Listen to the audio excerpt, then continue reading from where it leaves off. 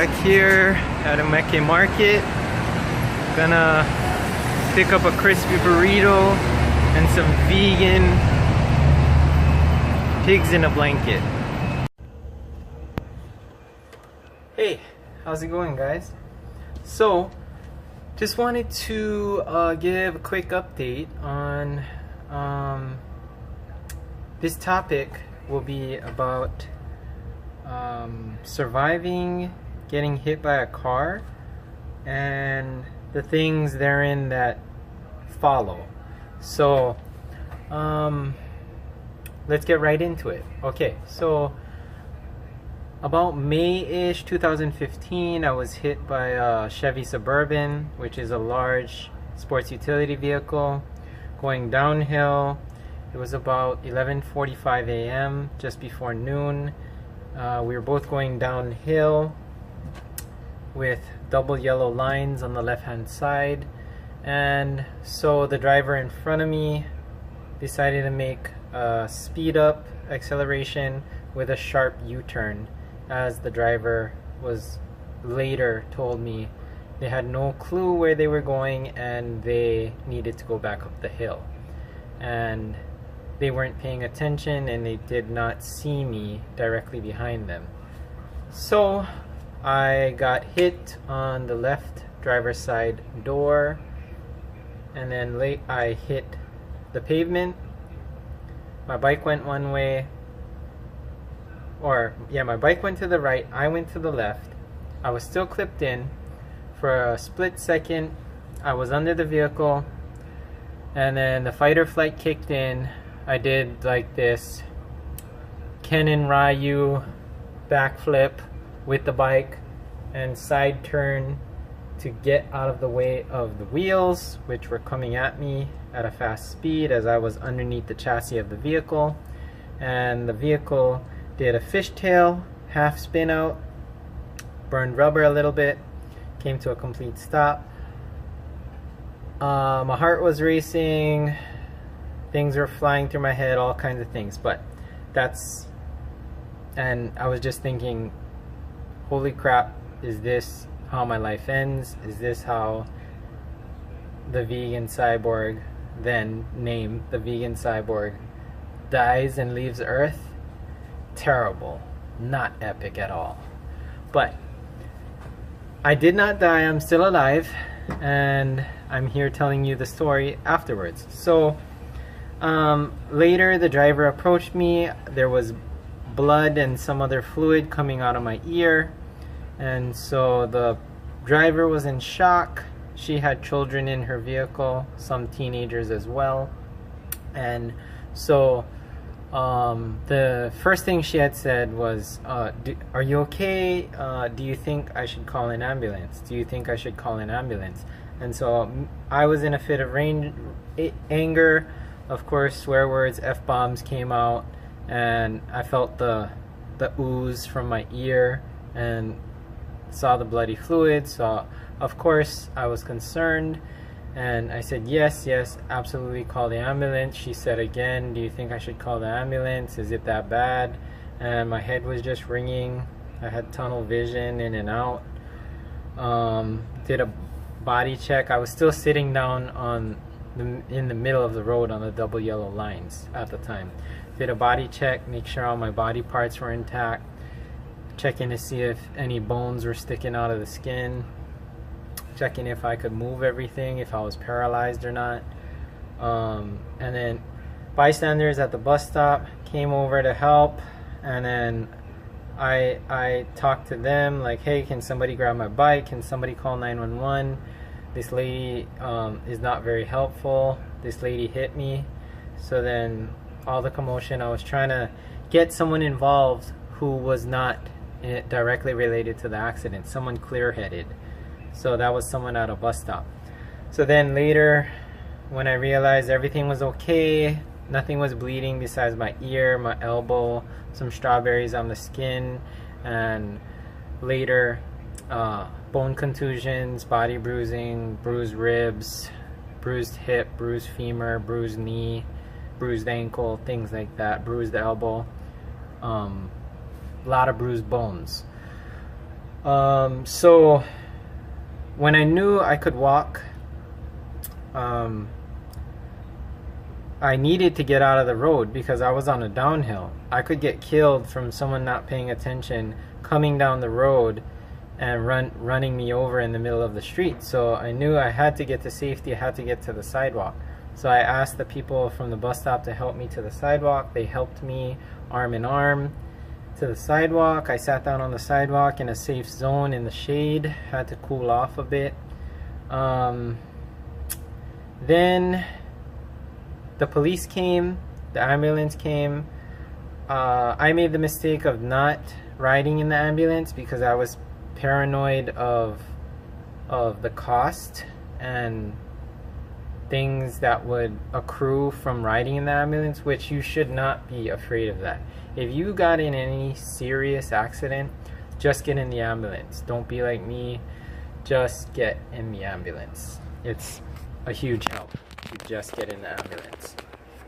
Well, then, so I refused the ambulance ride. I did get ambulance care. They poured some hydrogen peroxide on my wounds, wiped me up, wrapped me up, called my wife to pick me up, and I still had my bike.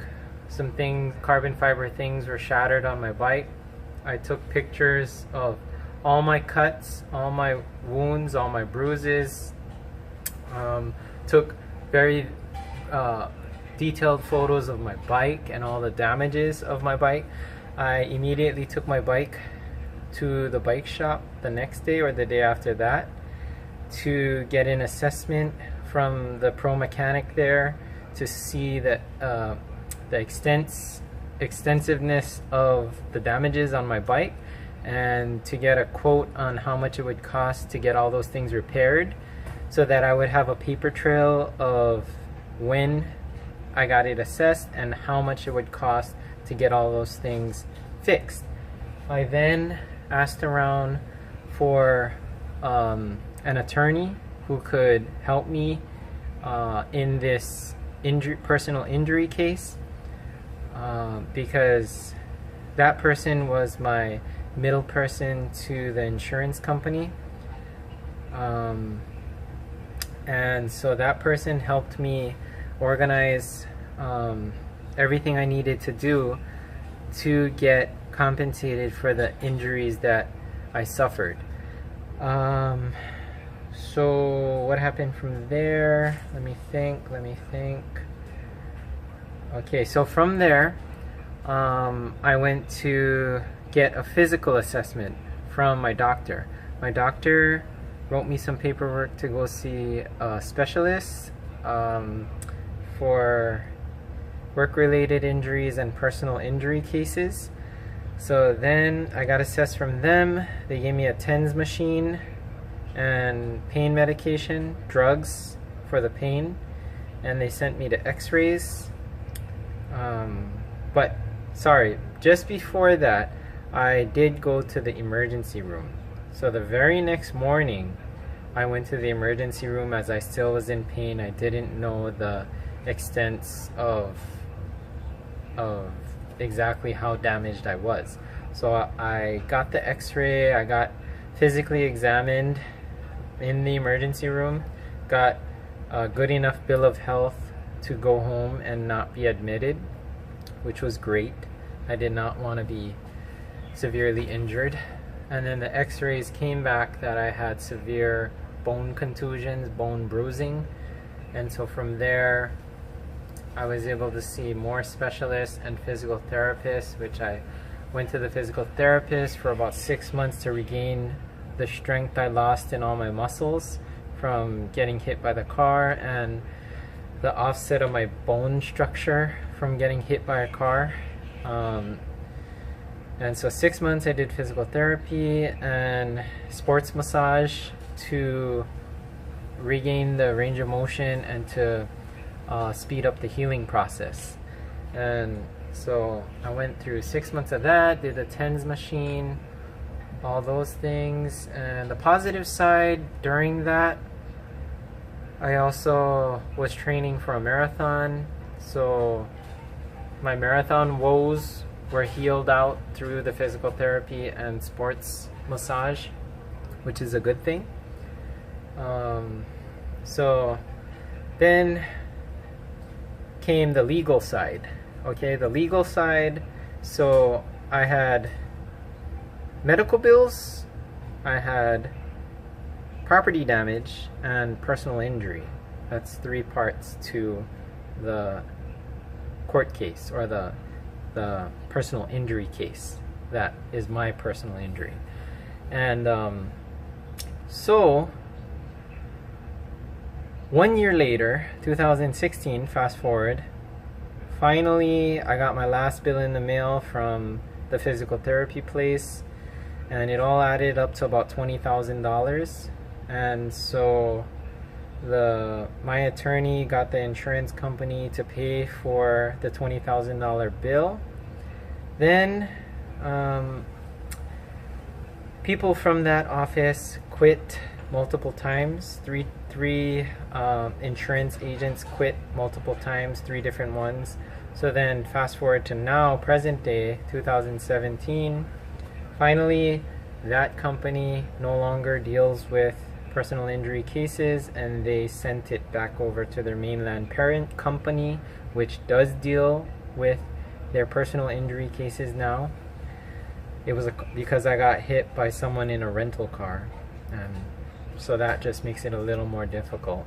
The person didn't have their own personal car insurance. It was through a rental car, and the rental car company here in Hawaii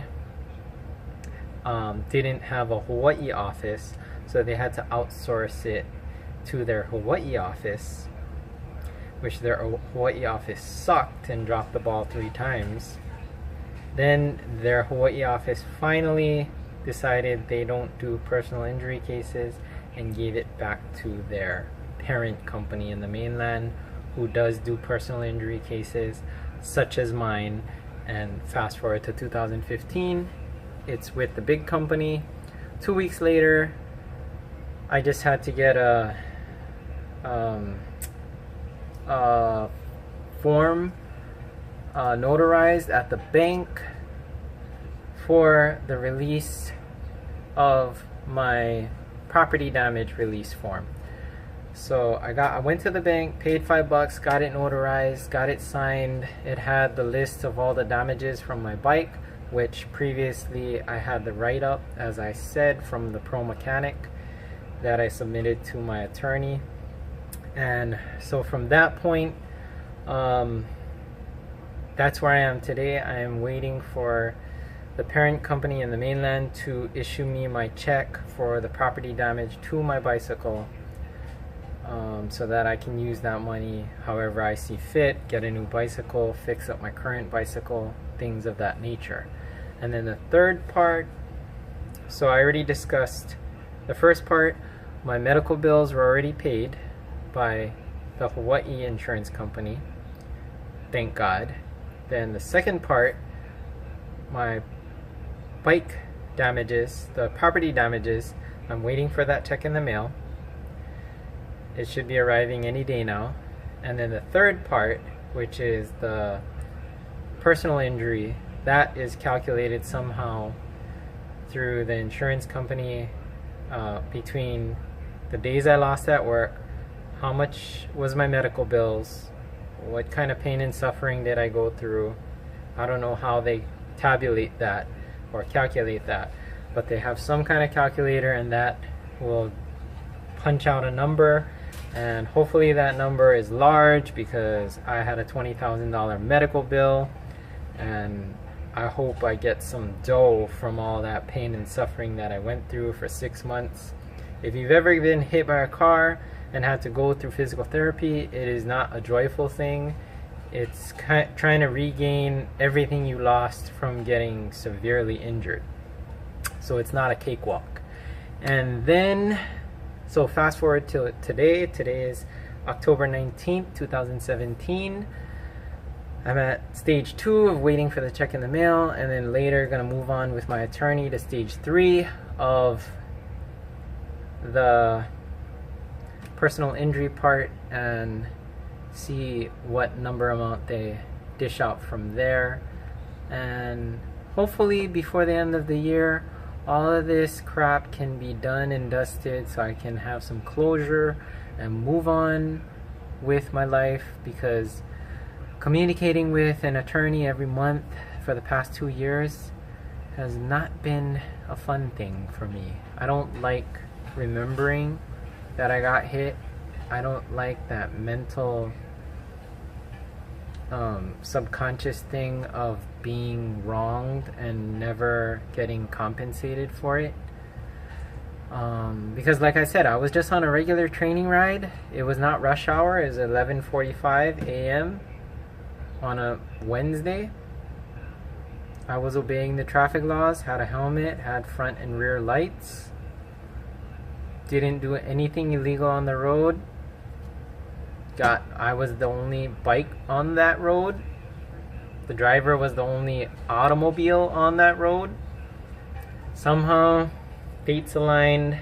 That car hit that bike, which was me, and I almost died in 2015. That's my story. Post your comments, criticisms down below.